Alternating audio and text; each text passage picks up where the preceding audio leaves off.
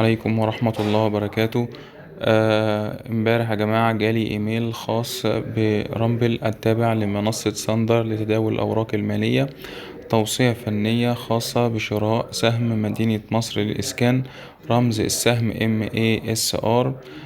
حدود الشراء 3 جنيه 95 قرش إلى 3 جنيه و80 قرش. السعر المستهدف 4 جنيه و70 قرش. هنخش على التوصية على منصة رامبل أو تطبيق رامبل.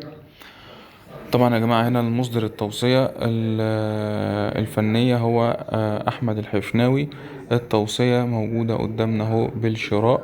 السعر المستهدف 4 جنيه و70 قرش. نطاق الشراء 3 جنيه و80 قرش إلى 3 جنيه 95 قرش. السعر الحالي 3 جنيه 78 قرش.